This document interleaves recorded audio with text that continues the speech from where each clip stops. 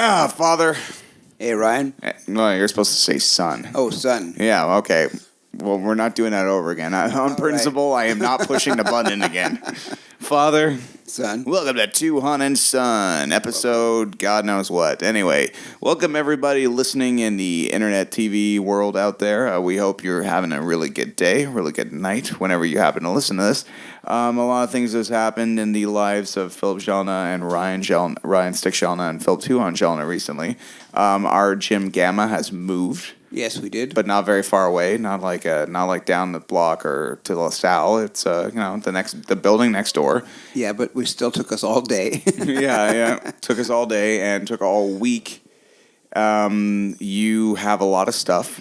I have, and I didn't realize how much stuff was piled up in that little office of yours until it occupied an entire storage room.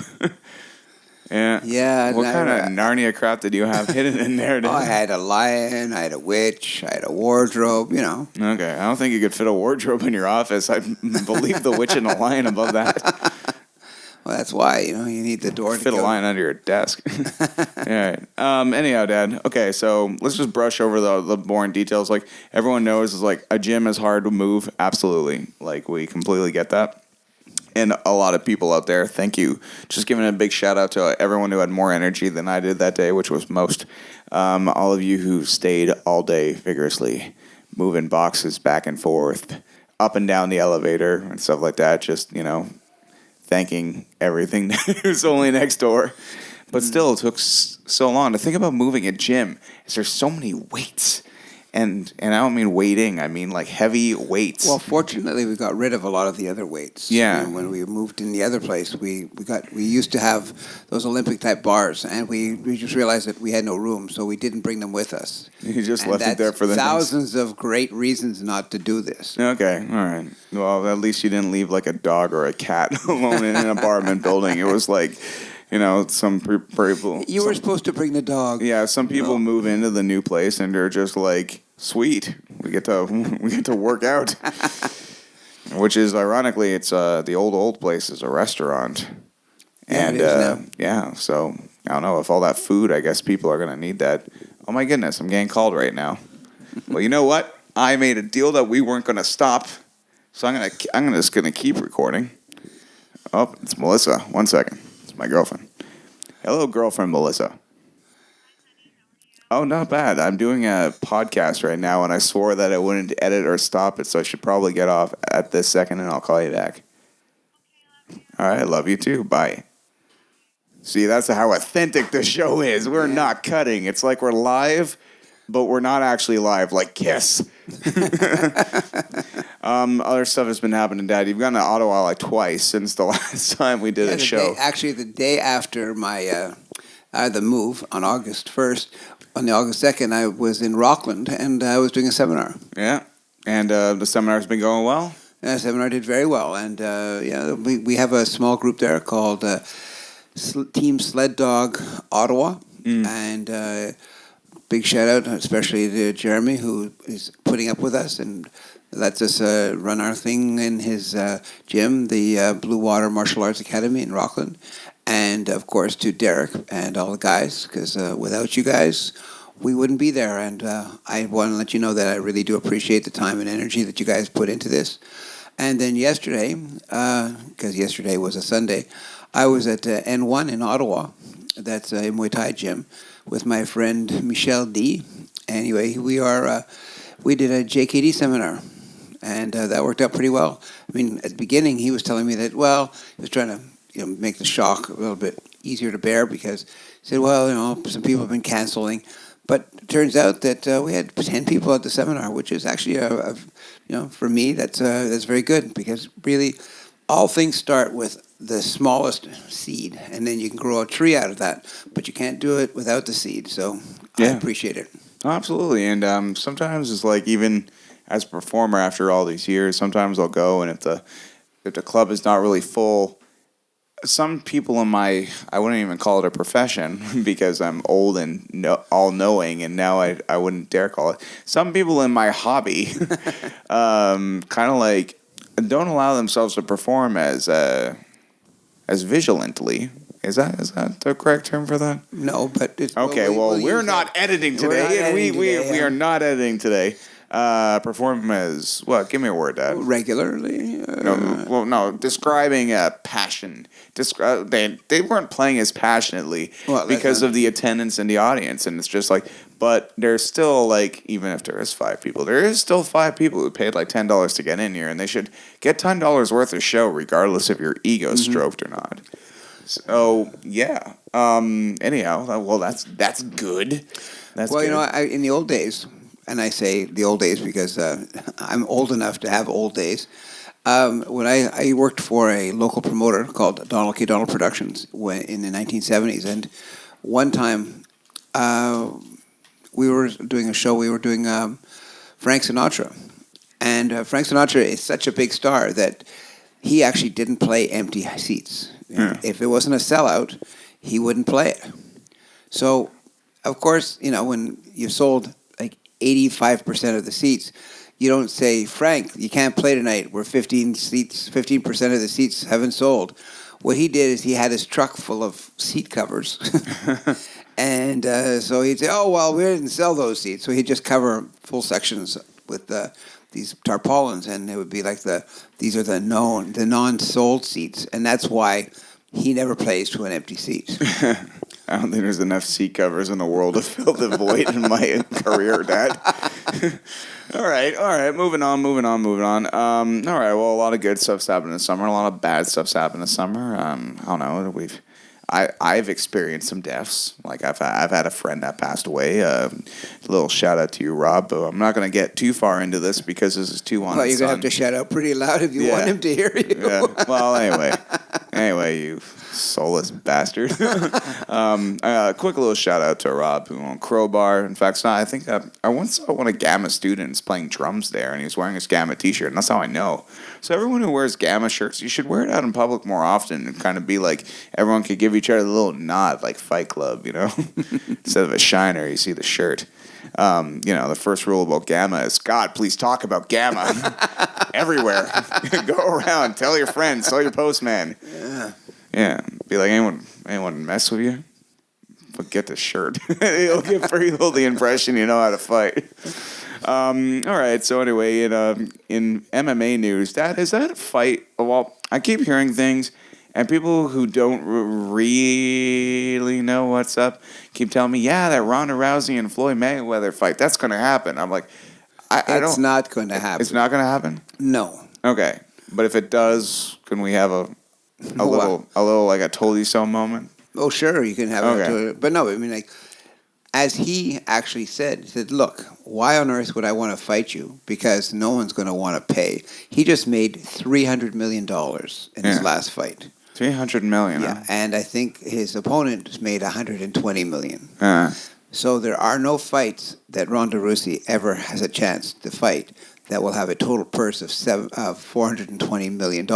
Yeah. I mean, if she fights in the UFC, the biggest UFC is probably going to be, with a lot of pay-per-views, but maybe $100 million tops. All right, so boxing is still a much larger earner than UFC is.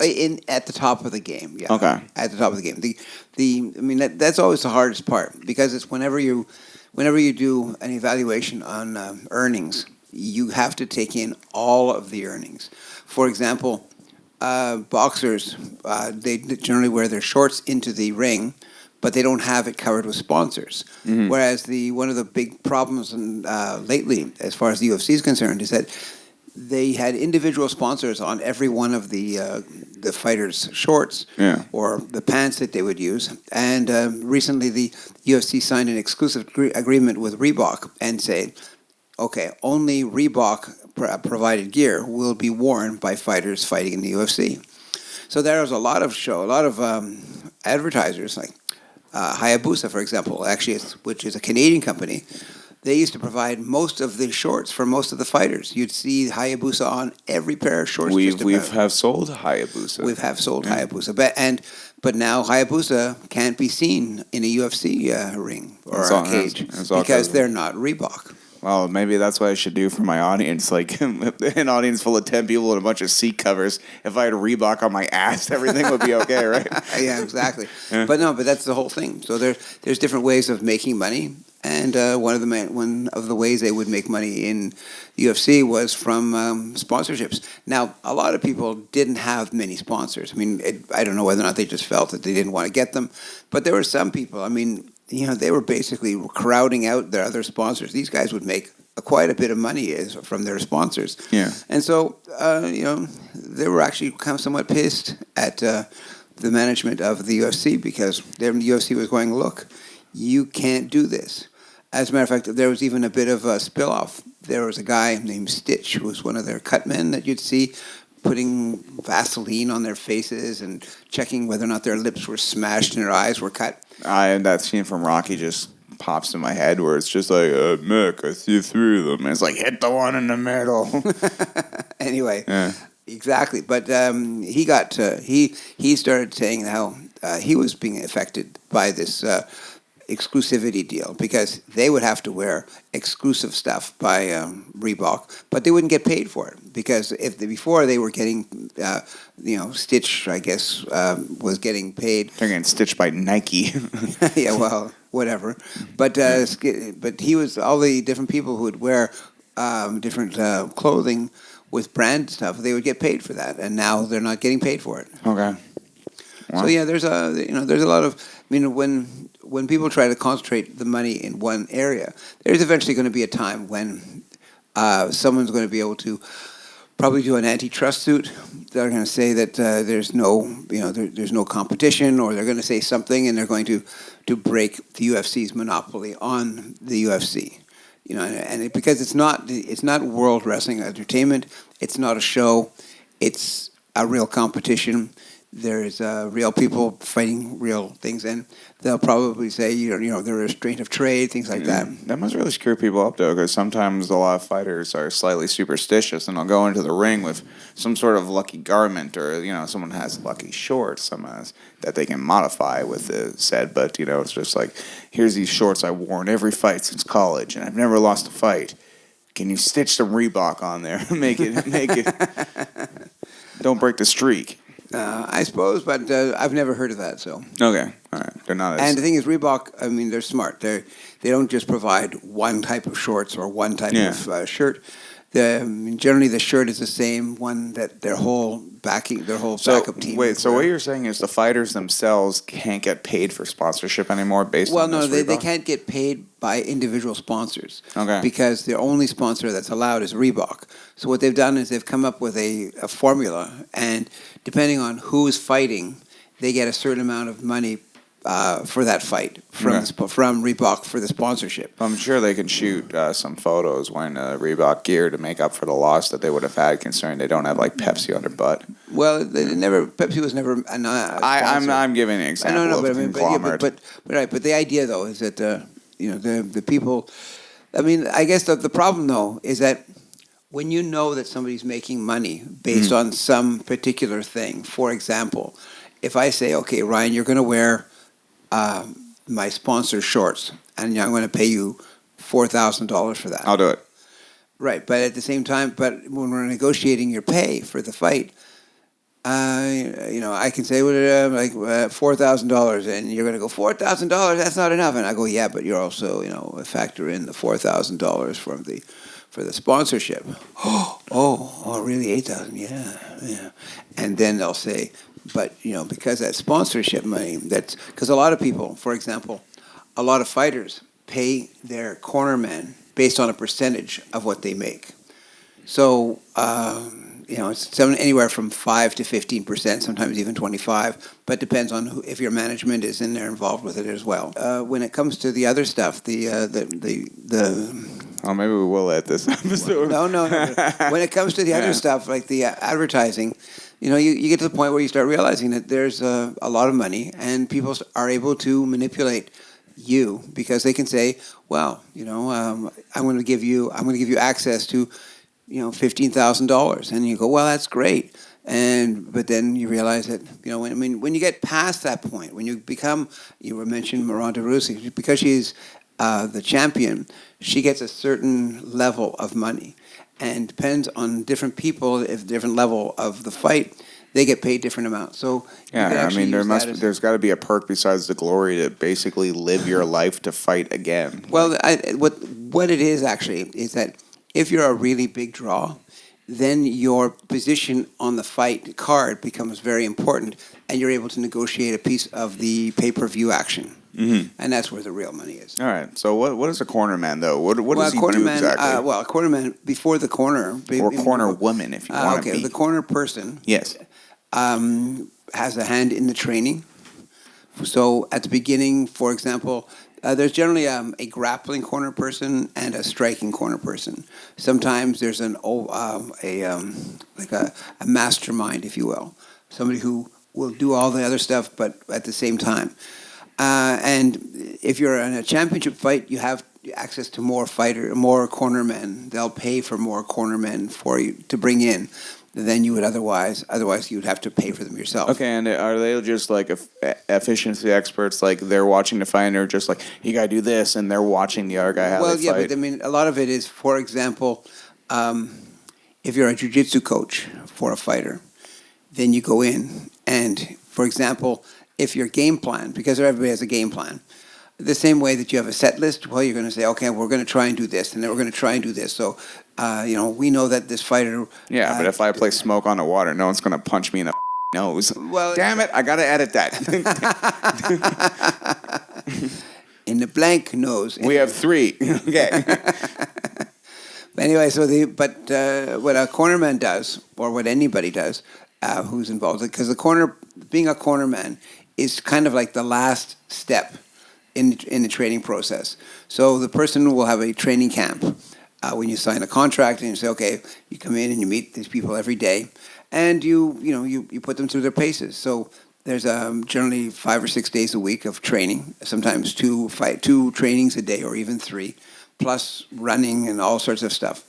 And so the best fighters are always trying to stay in the best shape of their life. A lot of fighters used to, what they would do is they would do like hockey players did in the old days. They would be in the best shape of their life, and after they've either been beaten in the finals or beaten during the playoffs or didn't make the playoffs, they would immediately go drink as much beer as they could and become fat for the summer. Yeah. And then somehow try to crawl back into these athletic bodies at the end. And nowadays, people are realizing that the best shape people are the people who stay in good shape most of the time. Yeah. And you can take a week off or something like that, but you can't take it much more than that, because your body takes a long time and takes a while to maintain it. So. Yeah, I noticed that. Like some days I work construction. When we have like a hard couple of weeks and there's like really a lot of lifting and we're eating the right stuff, I'm like, oh man, I'm getting in shape. I'm like 2 days off of that and a poutine later, and all of a sudden I'm the Pillsbury Doughboy he was again. Poutine on the weight. Yeah, I did eat a poutine today, and it shows. It shows with this pregnant belly I have as I sit here. Twins. Yeah, it's twins. It's poo twins. All right. So anyway, I think that's almost enough for the episode this week. I mean, these people that are listening to us, they have things to do, and not listening to us is one of them. Yeah. Well, they like to drop by and they like to show stuff. But I just like to say, when you're talking about cornermen, and this is like a little last minute thing, is that there's this great boxing movie. Like a lot of people, when you think boxing movies, you're like, oh man, Rocky. I'm like, Rocky is a crappy boxer, okay? You are not supposed to get hit in the face 400 times in a fight. That's kind of how you lose. Every time you get hit in the face, from what I understand of boxing, it's a bad thing. You're not supposed to let that happen. Okay. So, but there's this movie called The Fighter with Mark Wahlberg and Christian Bale. And surprisingly, this is some of the best acting they've both done. And Christian Bale, like, unfortunately in my life, I've met a couple of crackheads. Is that Mickey Ward one? Yeah, I think so. Okay. Yeah, the Fighter, where Christian Bale plays his older brother, who's like was a crackhead. a crackhead, but was potentially the star athlete of the family, and then his life went to But it crap. wasn't all what it was cracked up to be. But anyway, Mark Wahlberg's playing the up and comer guy who things are happening for, and he's got his mother who's like his manager, but is all, I don't know. It's fantastic. If you ever want to see a great boxing movie with some serious drama and with the ugliest women you've ever seen being their sisters, it's hilarious. Is Christian Bale and Mark Wahlberg, these two specimens, even with Christian Bale, with his bald spot, and oh my god, this guy can play a crackhead. Like Christian Bale, I know he has a funny Batman voice and stuff like that, but damn, did he play this role amazingly. But he played American Psycho too, didn't he? He played American Psycho as well. What's interesting about him playing Batman is if he just took his role from Equilibrium and mixed it with his American Psycho role for his Bruce Wayne, with the exception of all the murdering, that's Batman, not this. But anyway, I'm getting off topic. As a crackhead, well, he plays a great crackhead, and Mark Wahlberg was awesome, and Amy Adams plays this waitress that becomes his girlfriend, who the mother hates. Anyway, it's amazing. It's really, really, really amazing. The Fighter, I cannot recommend it enough, and that's a good boxing movie. So we're going to end this on a fun note. Dad, what's your favorite boxing movie? If we're talking about boxing today. Yeah, no. I'm thinking about a boxing movie. There's actually some of the older movies that are kind of weird, where it looks like the boxers couldn't really box, like from the movies from the 50s. Yeah.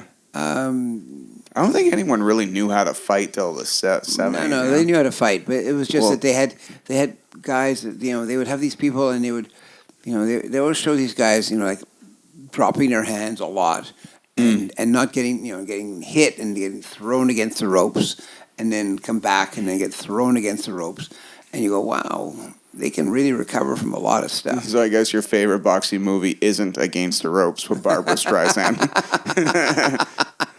No. Even though watching her get hit in the face by some chick 4,000 times would be awesome. By a woman in a boxing match. Yeah, exactly. Not domestically. By Christian Bale, who happens to be on crack. All right, so I don't know, what was your favorite boxing movie? I'm not talking like from back in the day. I'm just talking like you ever watch a boxing movie and just be like, oh, damn. Well, that movie that Clint Eastwood did with $1 Million Baby? Yeah, that was actually pretty good. That was awesome. Drives me crazy that spoilers at the end, like nothing came of that girl who sucker punched her when she was walking away and lands on that thing, and then I'm trying not to give it away, and then that horrible thing happens and leaves you with that. Yeah, but I think that everybody knows. It's kind of like the okay movie. You know what? The movie's 10 years old. If you haven't seen it by now, yeah, no, I think it's older than 10 years old. There you go. Okay, so in her final fight, she's about to become champion, stuff like that, and she turns away from the other fighter she's fighting, and this other F&B just punches her in the back of the head, and she lands on the stool that was being put for her in the corner and breaks her neck, paralyzing her. And her horrible family shows up. Like, she's giving them money and stuff like that. She buys her mother a house, and her mother's like, I can't have this house. I need my welfare. They're not going to give me my welfare if I live here. And I'm just like, man, this movie still makes me angry. I haven't seen it in a decade. But Clint, that's what you do to me. You inspire me. You inspire rage. Decades old rage. I don't really get mad about anything. But fictional characters in a movie? Oh! Yeah, the anger I felt about monkeys in any which way but loose. Yeah. Clyde. Yeah. Another boxing movie that didn't work out. Okay. All right, so I don't know. I don't think is there a decent MMA movie out there, Dad? Yet? No. No? Okay. Maybe that's my project. Maybe I'll make a good one. What was his name? There's that guy that used to be the dancer that made an anime movie. What's his name? The guy that's in 21 Jump Street with Jonah Hill. Pretty boy. Oh, is that an MMA movie? I thought it was a wrestling movie. No, it's an MMA movie. You mean Channing Tatum? Yeah. And this is that movie with Steve Carell where he has a nose prosthetic? Is that it? No. Oh, it's another movie he's in? Movie, yeah. Okay, well. He plays some guy that fight. Oh, is it called Fighting? Probably. Yeah, it's called Fighting, and Terrence Howard's in it. The thing about that movie, Dad, is that Terrence Howard's supposed to play like some guy who's kind of off, right?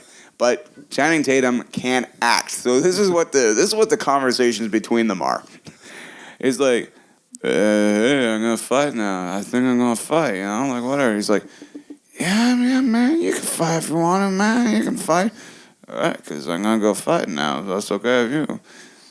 There's just like 35 minutes of that. And Terrence Howard's probably like really dumbing himself down to play this role properly and like be like, I'm Terrence Howard and everyone knows I'm intelligent, but I'm going to play it all weird. And Channing Tatum just doesn't know any better. So.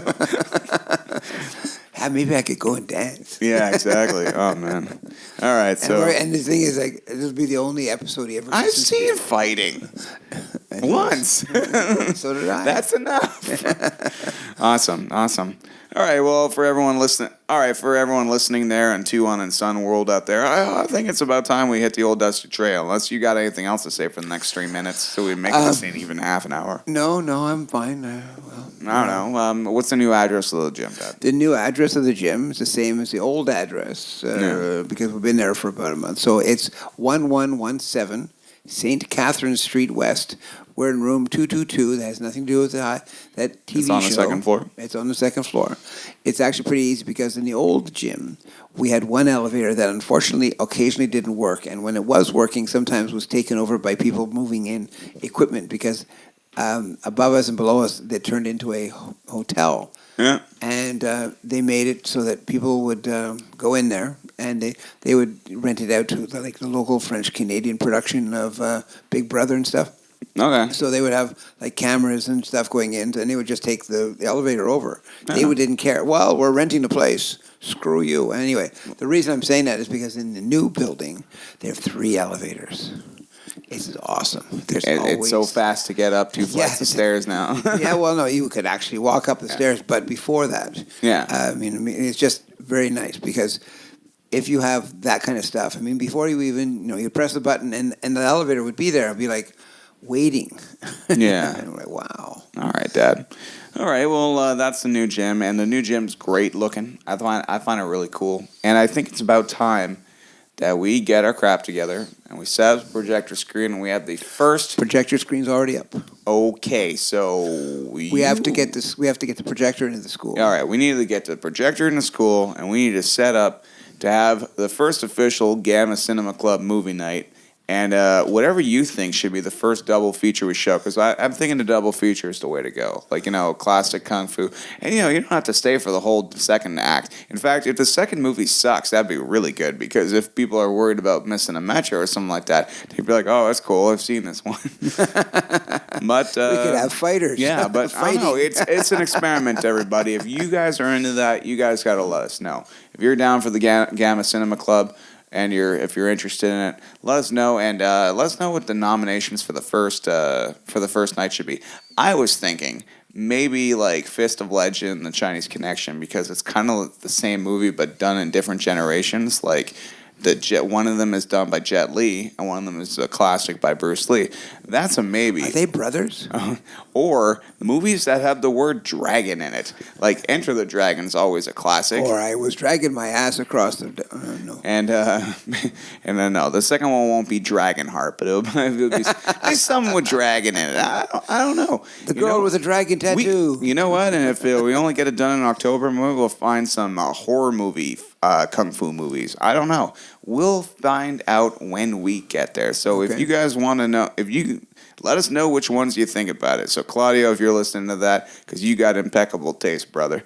And I saw Turbo Kid because you recommended it at the Fantasia Film Festival, and all of you listen out there, Turbo Kid's good stuff. It's not really about the kung fu.